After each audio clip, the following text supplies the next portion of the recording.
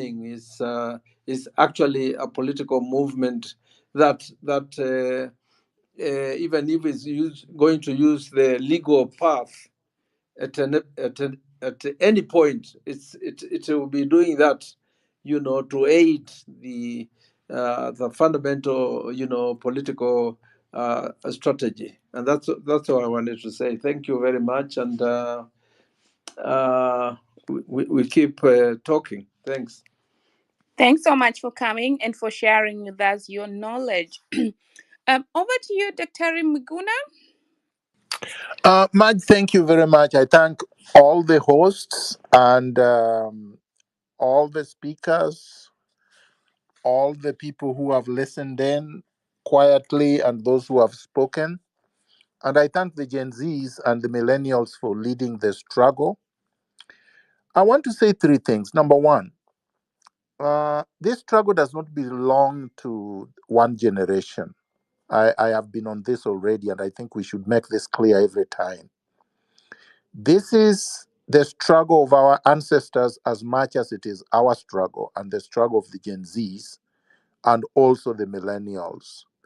Because what our ancestors and our grandparents fought for during colonialism, we have not obtained. We don't have our land back. Our sovereignty belongs to us and does not have to be vested on us by anyone, but it's been subverted successively by successive regimes. For we need to get that. We don't have all the freedoms that we assert we have in the Bill of Rights, including the freedom of association, including the freedom to protest. That is why they are shooting at us, including freedom of the speech. That's why the president Ruto keeps attacking us, calling us violent when we are just speaking. Let no one tell us that because we are not Gen Zs, this is not our struggle. That's divide and rule. Don't let anybody tell you that CJ Mutunga is not a Gen Z, therefore he should not be speaking. That I, Miguna, am not a Gen Z, therefore I should not be speaking. That's parochialism. That's sectarianism. That's a divide and rule tactic.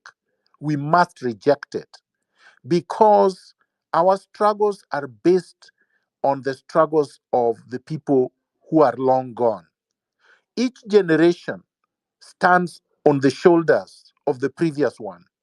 Without that, there is no need for a struggle and we can never succeed. So we should get that in our heads and reject these people who are bringing divisive messages and ideas into our heads. We are together in this struggle. We are not united. We are not divided. The fourth point is this, and I have seen it. As I have said before, they have made messages and they are spreading messages of confusion. Let us not allow ourselves to be confused. We could be demonstrating and protesting every single day. There is not one day that is reserved for protests. As I have seen, that they were saying that the previous protests of last week failed, but there were people in Mulolongo and other places that were protesting and were very successful. The protests are going on all over the country. It's not just in Nairobi. Let's make it organic. Let's continue to do so. Let's make it huge. And it does not matter if only a handful show up. It does not matter as long as we continue on it until we achieve our goals. I wanted to say that we cannot call the martyrs, the people who have been murdered by the state goons, as having committed aided suicide. That kind of language is dangerous. These people did not go to the street to die. Rex did not want to die. Um, Denzel did not want to die. Onsongo did not want to die. All these people did not want to die. They went there. Yes, they were fearless, but they went there to protest in exercise of their constitutional rights. But they did not go there to invite the police to shoot them. When they die, we should call them heroes. We should not say that they committed suicide or they wanted themselves to be killed. No, they were killed by cold-blooded murderers. Let us call the killers murderers. Let us not blame the victims. Let's blame the perpetrators. The last point I want to make is basically in response to my friend CJ. CJ, I actually believe that going to court is not a good strategy because it attempts to validate something that doesn't need to be validated. Our rights under Article 1 do not need validation by the courts. This is something that I was being told when Uhuru Kenyatta forced me into exile. And people are telling me, oh, the courts gave you. The courts did not give me any rights. The courts simply affirmed the rights. So if somebody is going to court for the affirmation, no problem.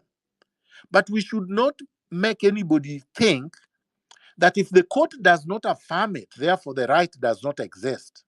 Because the danger is, if you go to court saying, we have the right under Article 1 to exercise our sovereignty directly, what if the court says no? And then you give the regime the weapon now to attack you, saying the court has already ruled that you cannot do what you are doing.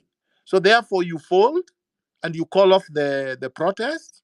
I think that is not a strategy. That is actually naive. That is trying to buy into something that you have no control over. We already have the constitution which we gave ourselves. That's enough. Let's not look for validation from the courts because the courts can be used against us. We should only go to court for things that we are almost certain that even if the court rules against us, it cannot be used by the regime. That would be good strategy.